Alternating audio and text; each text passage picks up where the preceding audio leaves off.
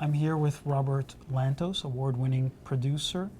I wanted to talk to Robert today a little bit about his feelings concerning anti-Semitism. He recently wrote a very powerful letter to York University concerning some of the controversy around the mural and the BDS campaign. What is it about York that most impacted you? Why did you write the letter? Look, I didn't grow up in this country.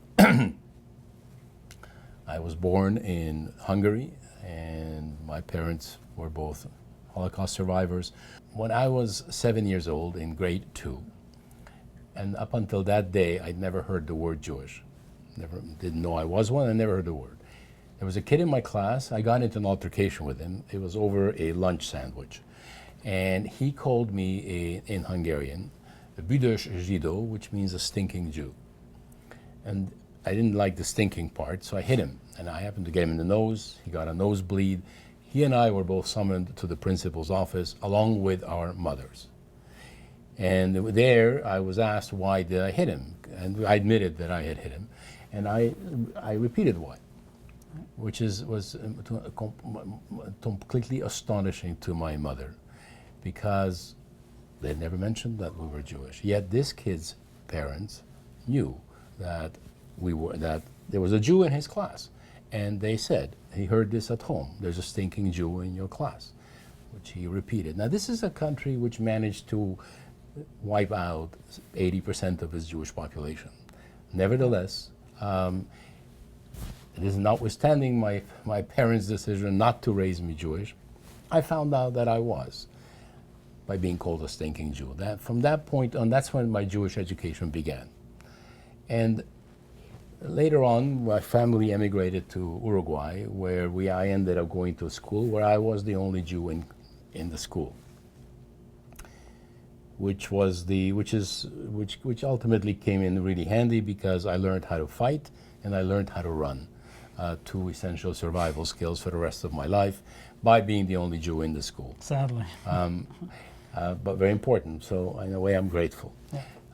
Being a Jew in a public school in Montevideo in the late 1950s and early 60s was something that you had to pay a price for. And there was one particular day that happened to follow the Mossad's kidnapping of Eichmann.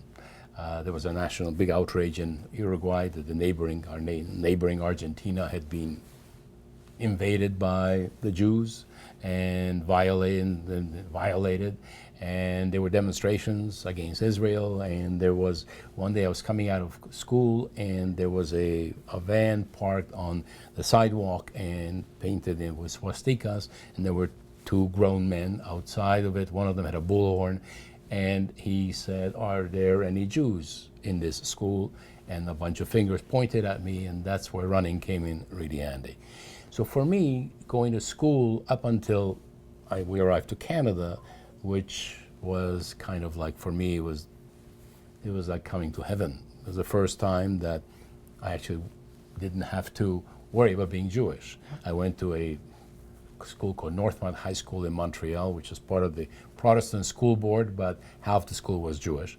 And to my amazement, I was like, there was no penalty for being Jewish. That was the first time in my life that I had encountered that.